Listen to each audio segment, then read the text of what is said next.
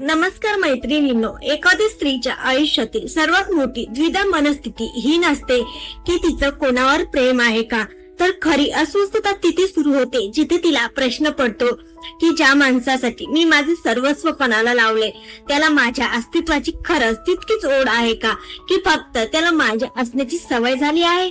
आज आपण अशा जगात आहोत जिथे आय लव्ह यू म्हणणं एखाद्याला शुभेच्छा देण्या इतकं स्वस्त झाले. शब्दांचा वापर करून भावनांचा आभास निर्माण करणं खूप सोपं आहे, पण एक गोष्ट लक्षात ठेवा, शब्द फसवू शकतात मात्र सायकोलॉजिकल पॅटर्न कधीच खोटं बोलत नाही. एखादा पुरुष दिवसातून 100 वेळा प्रेमाची कबुली देईल, पण त्याच्या वागण्यात जर तुमचा आदर नसेल तर ते शब्द फक्त रिकामे आवाजासारखे आहेत. या उलट असाही एक पुरुष असतो ज्याला प्रेमाची व्याख्या कदाचित सांगता येणार नाही, पण तुमची एक छोटीशी अडचण किंवा तुमच्या डोळ्यातील थोडीशी उदासी त्याच्या काळजाचा धोका चुकवू शकते. त्यांचं प्रेम शब्दातून ओसंडून वाहत नाही, तर ते त्यांच्या काळजीमध्ये, त्यांच्या अस्वस्थतेमध्ये आणि त्याने तुम्हाला दिलेल्या सन्मानामध्ये शांतपणे वसलेलं असतं. आज आपण कोणत्याही काल्पनिक किंवा फिल्मी प्रेमाच्या गप्पा मारणार नाही आहोत. आज आपण थेट मानवी मेंदू आणि पुरुषी मानसशास्त्राची मेल सायकोलॉजी ते सिक्रेट पदर उलगडणार आहोत, जे समजल्यानंतर तुम्हाला तुमच्या नात्यातील सत्याचा आरसा स्पष्ट दिसेल. हा व्हिडिओ फक्त माहिती नाही, तर तुमच्या नात्याकडे पाहण्याचा तुमचा चष्मा कायमचा बदलून टाकणारा एक अनुभव ठरेल. जर तुम्हाला ओळखायचं असेल की तो पुरुष खरोखर तुमच्या हृदयाच्या गाभाऱ्यात राहण्यास पात्र आहे की नाही, तर हा व्हिडिओ शेवटपर्यंत नक्की पहा. नंबर 1, अवचेतन वर्तनातील गुपिते. अनेकांना वाटतं की प्रेम म्हणजे फक्त एकत्र वेळ घालवणं किंवा महागड्या भेटवस्तू देणं, पण मानसशास्त्राच्या भाषेत सांगायचं तर पुरुषाचं खरं प्रेम त्याच्या सबकॉन्शियस म्हणजेच अवचेतन वर्तनात दडलेलं असतं. जेव्हा एखादा पुरुष एखाद्या स्त्रीशी मनापासून जोडला जातो, तेव्हा तो फक्त त्याच्या आवडी निवडी तुमच्यावर लादत नाही, तर तो तुमच्या भावनिक जगाचा एक भाग बनू इच्छितो. त्याला हे जाणून द्यायचं असतं की तुम्ही नेमका कशाने दुःखी होता, तुम्हाला कोणत्या गोष्टीची भीती वाटते आणि तुमच्या आयुष्यातील त्या कोणत्या बाजू आहेत ज्या जगाने कधीच पाहिल्या नाहीत. जेव्हा एखादा पुरुष तुमच्या सौंदर्या पलीकडे जाऊन तुमच्या अस्तित्वाचा विचार करू लागतो, तेव्हा समजा की तो तुमच्या प्रेमात खरोखर पडला आहे.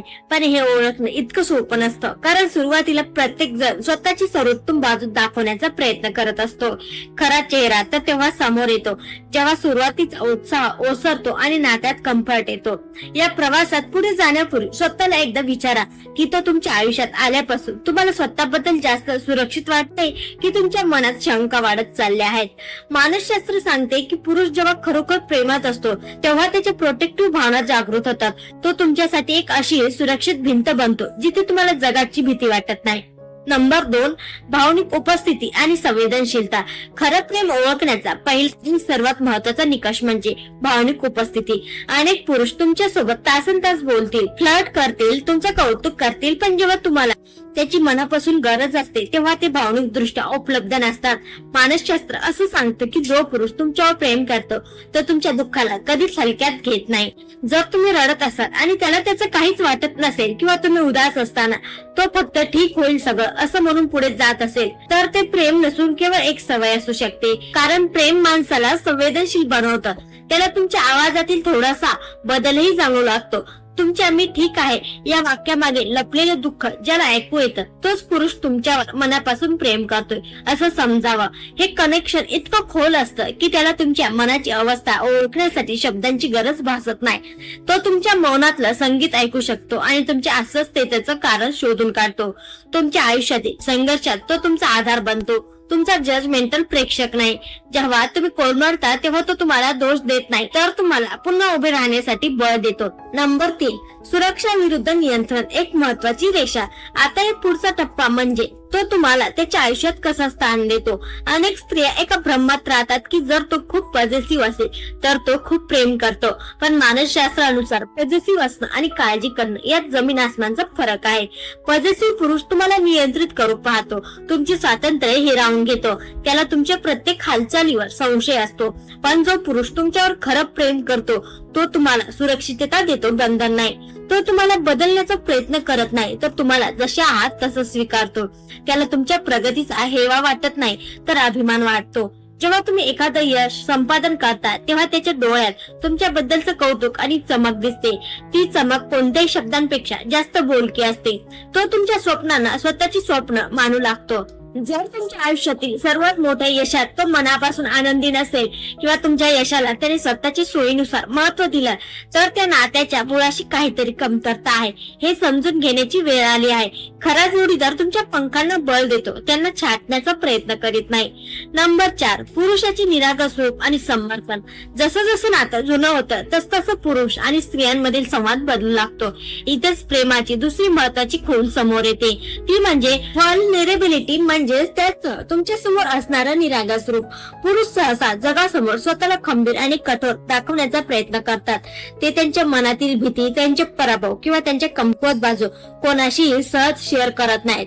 पण जर एखादा पुरुष तुमच्या समोर ढसाढसा रडू शकत असेल किंवा त्याच्या मनातल्या खोलवरच्या भीती तुमच्या समोर मांडत असेल, तर समजा की त्याच्या आयुष्यात तुमच्यापेक्षा सुरक्षित जागा दुसरी कोणतीही नाही. त्याने स्वतः भोवती बांधलेली भिंत जेव्हा तो तुमच्यासाठी पारतो, तेव्हा तो खऱ्या अर्थाने तुमच्यावर प्रेम करत असतो. हे भावनिक समर्पण केवळ त्याच व्यक्तीसमोर शक्य असतं जिच्यावर त्याचं निस्सीम प्रेम आहे. तो केवळ तुमचे चांगले गुणच नाही तर तुमच्यातल्या त्रुटींनाही आपलंसं करतो. जेव्हा एखादा पुरुष आपली इगो किंवा अहंकार बाजूला ठेवून तुमच्या समोर लहान मुलासारखा वागतो, तेव्हा समजून जा की तुम्ही त्याच्या हृदयाचे मालक आहात. नंबर 5, सातत्य आणि लहान तपशिलाची जादू. या प्रवासात आपण हे विसरून चालणार नाही की प्रत्येक पुरुषाची प्रेम करण्याची पद्धत वेगळी असू शकते. कोणी खूप बोलून प्रेम व्यक्त करेल तर कोणी शांत राहून तुमच्या प्रत्येक कामात मदत करून आपली भावना दर्शवेल. पण एक गोष्ट मात्र कॉमन असते, ती म्हणजे सातत्य. जर तो सुरुवातीला खूप प्रयत्न करत होता आणि आता तो पूर्णपणे दुर्लक्ष करत असेल, तर त्यांचं प्रेम हे केवळ तुम्हाला मिळवण्यापुरतं मर्यादित होतं. पण जो पुरुष वेळ निघून गेल्यानंतरही तुमच्यातील आकर्षण शारीरिक स्तरावरून भावनिक स्तरावर नेतो, तोच टिकणारा जोडीदार असतो. तो तुमच्या लहान लहान गोष्टी लक्षात ठेवतो. तुम्हाला कोणता चहा आवडतो, तुम्हाला कोणत्या गोष्टीचा त्रास होतो किंवा तुम्ही सहज बोलता बोलता व्यक्त केलेली एखादी छोटी इच्छा तो पूर्ण करण्याचा प्रयत्न करतो. या छोट्या गोष्टीच मोठ्या प्रेमाचा पुरावा असतात.